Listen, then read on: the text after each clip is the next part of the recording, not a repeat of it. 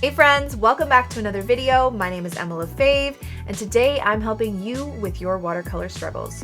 So I did a video like this once before where I had viewers send in their paintings with their specific watercolor struggles that they're struggling with in that piece. I'm not here to tell anyone if their paintings are good or bad or right or wrong. That's not what this is about. I wanted my viewers to tell me what they are specifically struggling with in that piece so I could teach them what I know to help them fix it. So today we're gonna look at some of my viewers' beautiful pieces and I'm gonna help them out with their struggles. So let's jump right in and start.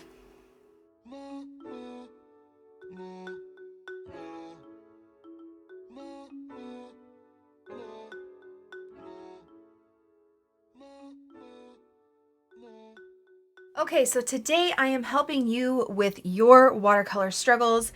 I have about 6-ish submissions of different struggles that people were having within their pieces. Again, I just want to say every piece was really well done, and I'm not here to critique whether I think it's good or bad or right or wrong or whatever. They told me what they were struggling with within that piece, and I'm here to help the best I can. Every artist is going to do it differently. Does not mean that my way is the right way and the only way. It's just one way to do it. So if I'm here to help. So, okay, so we're just going to jump right in. Here is our first piece, and looking at it, like, it's beautiful. That whale is gorgeous. The roses are gorgeous.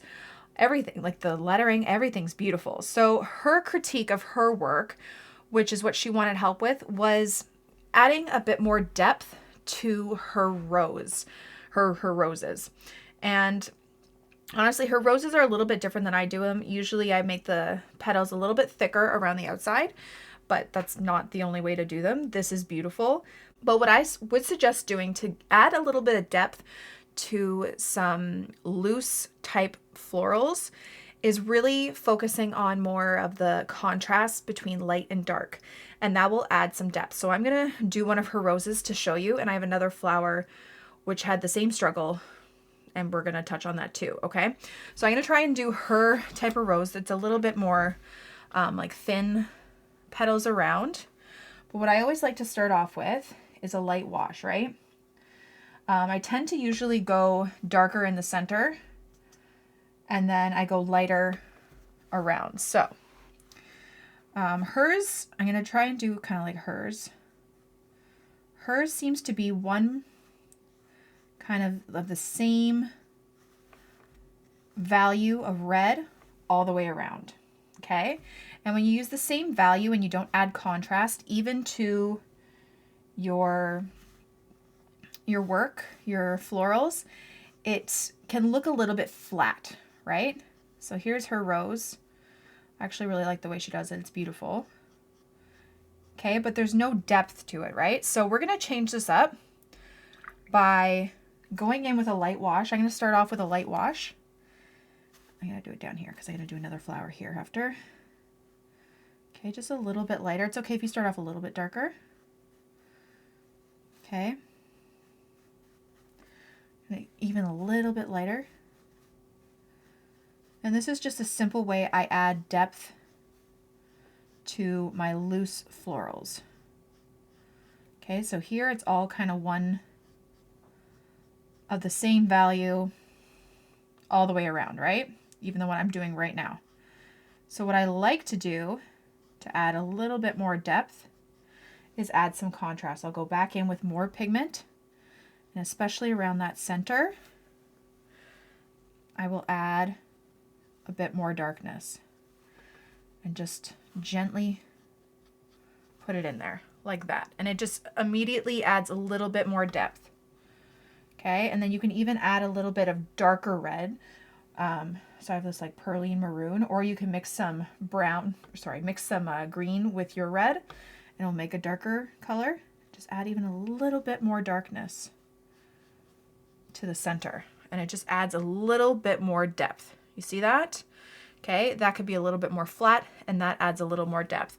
Someone else asked this question too with a loose tulip. Okay, so here is the tulip. The shapes are great and it's very loose. There's nothing wrong with this. But what she wants is she wants to make it look a little bit more realistic and give it a bit more depth. So realistic and just adding depth are two different things. I really like the looseness of this flower. So I'm going to just show you how to add a little bit more depth to it, not necessarily realistic. I just did realistic tulips in my last tutorial from, I think, last week. And you can see that with more realistic or detailed florals, I work in layers and it's a lot more patient. This is a more loose style, so I'm just going to show you how to add a bit more depth that way. So I'll just do it here. I'm going to take same kind of color, make a little peach color again, starting off with a light wash. Okay, doing one petal there, still keeping it loose. But what I'll do is I'll add a little bit, oops, that's too much red, a little bit more color towards the bottom, right? Maybe a little bit in the center here. I'll wash it off. Just pick up a little bit of that color. And immediately just changing the values will give you a bit more depth. Again, the green, I'm just gonna do a light wash of green to start.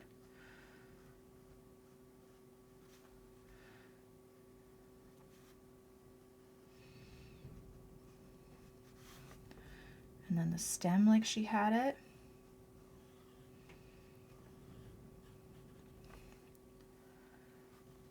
And then some leaves. Okay, so my leaves are all one flat kind of color. Then I'm going to go back in with some more pigment and add a little bit more depth by adding a bit darker pigment maybe to one side of the stem, to the base. Mine's already starting to dry, of course.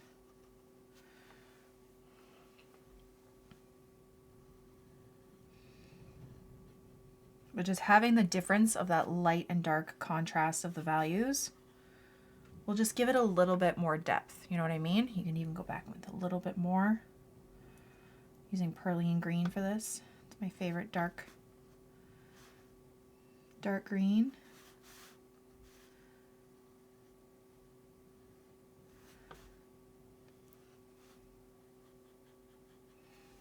Like so. Okay?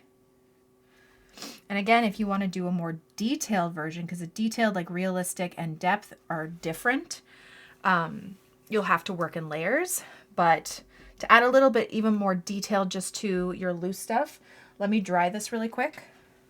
Okay, now it's dry. You can go back in with a smaller brush and add some like detailed lines just to change it up just a little bit, right? Like that. You know, you could add some veins if you wanted.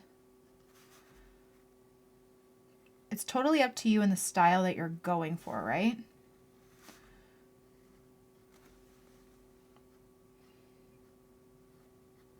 But again, like the looseness of her original one, I personally like that.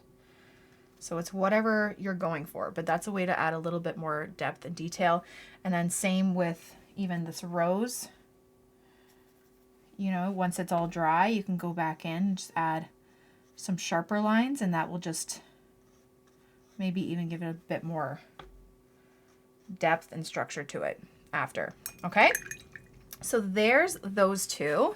Okay, so this is an example of our next one, and it's so beautiful. I love the vase and everything, but what she was struggling with was how to make the vase look a little bit more detailed and realistic as well. So glass can be a little bit tricky. Again, this is a loose piece, so we're not doing something that's so realistic and detailed, but I will show you how to make it look a little bit less flat. So I've done the vase here. I'm just going to start off by adding some of those stems in the bottom, because this is how I always start, and it looks like how she did too. So there's stems in the vase from the flowers, right?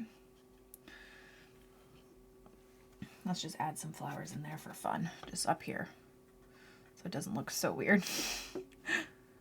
Maybe it already looks a little bit weird. That's fine. Okay, just pretend that these are pretty, even though they're not. Hers are way better, but that is okay. Okay. Then we have like little leaves. Okay. So what I usually do when I'm doing a vase like this that's loose, I will usually use Payne's Gray. I feel like that's my go-to color. And I will start by doing a really light outline of the vase with a light wash. Okay, always starting out with a light wash. You can always go darker. You can't necessarily go lighter with watercolor on top, right? Okay, and then I will make a pretty defined lip of the vase here. Just going right over. Okay, and then I will go around the back like so. Okay, and then I always make that little circle at the bottom so you can see the bottom because it's a see-through glass vase, right? And then what I tend to do is I'll take a bit more color, darken it up a bit, and just add a little bit of water on my brush and just kind of start blending this out so the stems look a little bit more blurry. Pick where your water line's going to be. So the water line I think is going to be right here for me, with how much water is in that vase. And I will do a little curve like that. And you always want to have the same curve with a vase, right? So like all these curves are the same kind of angles and everything. You want to keep that consistent. But again, this is very loose, right? So right here, I was just taking water and kind of blurring it out. Okay, I want to leave some white space in the vase too. I'll grab a little bit more color. We can do like a little shadow here, like that on one side. But making this water line there. Kind of like that. So my tip, here we're going to make this a little darker around the front too. Okay, and then just like a little bit around the back. You can make it a little bit darker around the side if you like. Okay, try not to fill in the whole vase like that. Okay, that's the way I do it. Again, people do it differently. That's just my way, but the difference, see the difference? It just looks a little less flat. Blend that out a bit more. Okay, leaving some of those white marks, but it's also loose and you're creating a bit more detail around the lip and around the base. But that's how you do kind of like, or how I do a loose vase, okay? Okay, our next submission was this cute little boy and his bear. So I just did a really quick sketch of it. And her thing, again, was adding more depth and more color. She was really afraid to do another layer on this, afraid that it was gonna like ruin it, and I totally get that. It always feels safer to go lighter and just adding a bit more texture. If you look closely, the texture on the bear is great, but what she could add was a bit more depth. So what I always like to do when I do paintings like this is I will go over and do a lot of wet on wet. So I'm just going to show you what I mean. This is not a great example, this really fast sketch. Let's start with like a skin color. We'll do a kind of like peachy skin color like she did. So I'm going to have some yellow ochre and a little bit of permanent rose. A little bit of burnt umber. Okay, and I'm going to start off with a light wash all over the skin.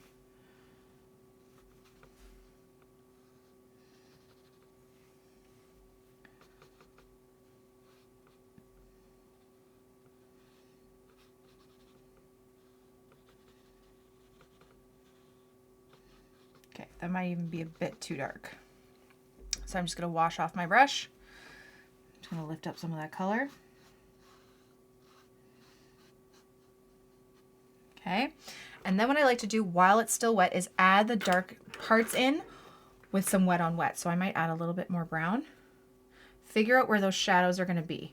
So there would be more shadows kind of underneath the hairline while it's wet, around the eye a bit, over the nose.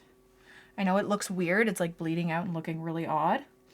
Around the chin and the cheek here, and around the lips. Okay, the cheekbone is usually highlighted. This is when I add in my darker color. While it's still wet, like so. Okay, it looks a little weird, I know. And if you wanted to, you can wash off your brush, dry it on your paper towel, and lift up some color so there's even a bit more highlight. I'm gonna use a smaller brush.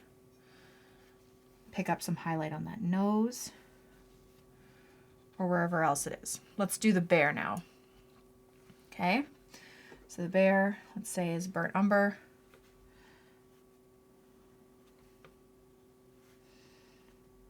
I'm gonna leave the nose for now, just so it doesn't bleed into the boy's skin. Okay, and I love the texture. She needs to do the same kind of texture that she did the first time. But wait, do your base first with some wet on wet technique, adding in those shadows. This is just how I do it, like animals, people, all that stuff. So we have our light wash. Now we're gonna add in our shadows. So just a darker version of it. Might go around the nose here. Okay, around the head maybe. Also helps if you're going by a reference picture, look at where the shadows are. Blend it out a bit. The inner ear. Maybe there's more of a shadow around the back of the head.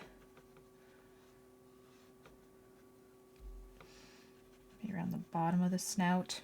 Just leave a little bit of lightness there. We can just blend it out a bit. But kind of where any other part is touching. So like the bear's head and I can't remember what that was. Oh, it was his arm. This is his arm. So let's do his arm too.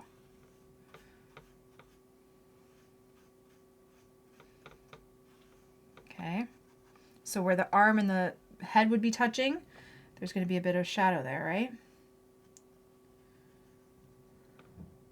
And then underneath the arm. Again, a bit more around the ear, around the back of the head, maybe under the eye a bit. Okay, adding all these shadows in with wet on wet is going to make a nice kind of blurry, seamless effect, and then you can do the detail after. Okay, let's do the boy's hat too, because that's one other area that she was wondering about. She had a light wash of this blue. Okay, but it all kind of looked a little bit flat. Okay, she had some nice textures on it after, but it all looked like one flat color. So to avoid that, put your wash down, add a bit more color, maybe around the brim of the hat, leave some highlighted area.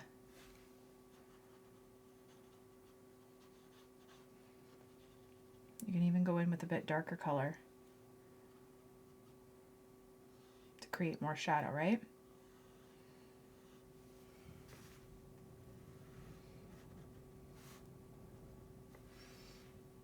Let it bleed like that. Okay, so let this dry. I'll finish it up and let me let it dry, and then I'll show you how to add even a bit more depth to it. Okay, so now that it's dry, you can take a look and see, is it dark enough? Is it sharp enough? And if it's not, we can always add more depth on top. So the first time you use the wet on wet method, this time you can use just like the blending out method, which I've done a couple times. So let's look at the face, for instance. I'm going to take my darker color of the skin and I'm going to do some detail around it like this, going over top. And if I feel like it needs a bit more shadow, I'll lay that color there, wash off my brush, and then blend it out. So maybe a little bit of shadow. The eye's not great. Okay, but add that shadow in after. So maybe it needs a bit more around here. Add that color in, wash off your brush, dry it, and then blend it out. if you're not as satisfied with the shadow that you had. So like, let's look at the hat. Okay, if I want a bit more here, I'm going to do a bit of detail. Okay, that's not completely dry, so I shouldn't have done that, but I think she had some lines there. But maybe I want the brim of this hat to kind of be a bit darker. So I'm going to lay my color down, wash off my brush, dry it, blend it out to get a bit more shadow where I want it. Same with the bear. Okay, maybe I want down here by his neck a little bit more shadow. I'm going to lay my darker color there, wash off my brush, dry it on my paper towel, and then just blend it out to sharpen up those blends. And I know it can be a little bit intimidating doing that, but you just got to go for it, right? That's how you learn. All right, and then after she did her texture on top, which was really good, she did like little texture marks. And you can always, to make it look even a bit more depth, you know, wherever the shadows are, have the little texture like fur marks darker there. And then the lighter areas, wash off your brush so it's like super light, and do your texture marks really, really light in that area. Okay, I know this isn't completely done or whatever, but you kind of get the gist of it, right? Just adds a little bit more depth and brightness to that. So see the difference in the color intensity? Like, her drawing is way better than mine. But the color intensity, right? It just makes it pop a bit more when you add those shadows, either doing wet on wet or adding the color after it dries and then blending it out. My thing would be just don't be fearful to make mistakes, okay? Okay, here is another example of someone's watercolor struggles. I actually really like the kind of looseness of the actual flower. The only thing here is that the stem doesn't match up with the rose. And I'm going to tell you, when you're doing flowers like this, you really got to kind of visualize where the stem would be on the flower. And I'm going to show you kind of like a rule of thumb when doing flowers with a stem. So I'm just going to grab some pink. Okay, and I really like the looseness of her rose. I don't even know if I can recreate that. Or maybe it's a peony. I think it might be a peony. Okay, it's kind of messy. Pick where your stamen is, so the center, even though you don't really see it, you know it's kind of like the darkest part in the middle, which she did a really good job with the contrast. The petals on the outer part are a lot lighter, and then it's darker towards the center, so that's where you know where the center is, right? Okay, so here this is all kind of one color, and then she made it darker in the center, so that's how you know. The only thing that's off about this is that the stem's not lining up. So what you want to think of with any flower, the stamen, so that center where those little, hold on, I think I have a flower here. Okay, so the stamen, I think that's what it's called. This is not a good example. This is such a bad flower. Where that center part is, the stem connects right underneath there, okay? So to make it look a bit more realistic, see here, the stamen? The stem has to go right. You want to visualize like there's a line coming through the stamen, through the stem. So you want to envision where that center is. So here's our dark part.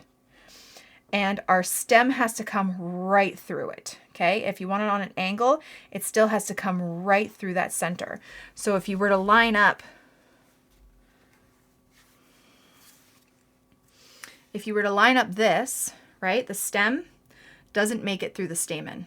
You just have to shift it over just a little bit. And that's kind of like a rule of thumb in my books when I paint flowers. So again, just have it, imagine it coming right through, and that will already make it look a little bit more realistic. Like, I love the looseness of the piece, but it also has to make sense.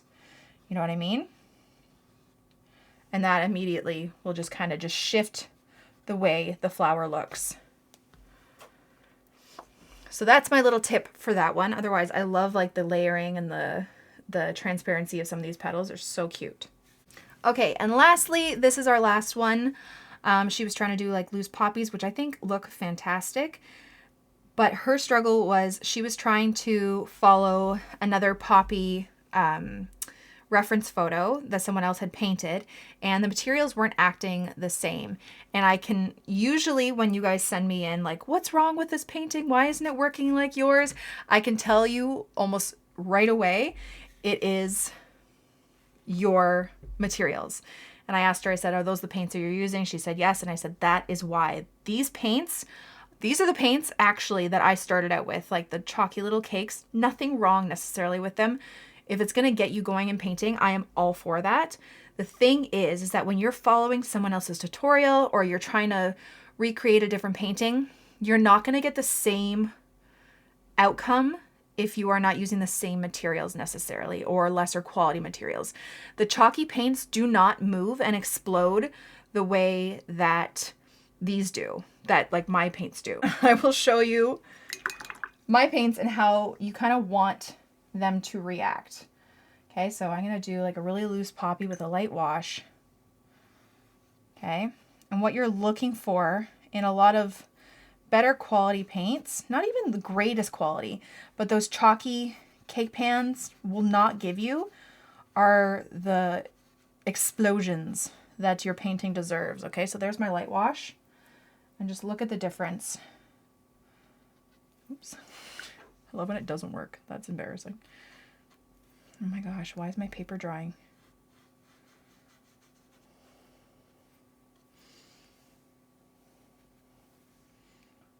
Okay, you want it to move. And also what it could be is there's not enough water. See those little veiny marks? It's not like a harsh line. That's what you want. And some pigments will move better than others. Some colors explode really, really well. Some are a little bit more subtle and they don't go as far. So it's not necessarily that it's a bad quality paint. It's just something about that pigment. But if it's really not moving at all, it could be, one, your paints, because I could tell just by the picture the paints were a little chalky. Two, your paper. Some papers do not take very well, but like this is what you want, essentially. Also, it won't move like that, even with good quality paint, if there is a puddle. So I'll show you. Okay. It won't move. See that? How it's not moving? It's because there's a puddle right there, so it doesn't give it enough room to explode. The color just sits in the puddle. So that's another reason why. Also, because your painting could also be dry already, which is why it might not move. So look at the quality of your paints and your paper that you're using, because that can make a big impact on it. But also just look at the other factors of doing like wet on wet. Is your paper already dry? The quality of your paper. Is there a little puddle where it's just going to kind of sit in that area? Here, what it looks like is that it's the chalky paints, but also that it might have been too dry when she tried to drop in that color. So it could be a couple different factors, but those are little things that you might have to go through in your head, a little checklist to see why it's not necessarily bleeding the same way as you'd like it to. Okay, so there are some tips that I had for your watercolor struggles. If you guys enjoyed this video and you want me to do something similar again, where you guys submit your paintings and I help you out with them, please let me know in the comments below. I do enjoy helping you guys out and answering your questions, so I definitely do this again. But for now, that's about it. Thank you guys so much for watching my video. I really hope you liked it and I hope you learned something. Don't forget to subscribe to this channel and follow me on Instagram for even more. Have a great day, guys. Bye.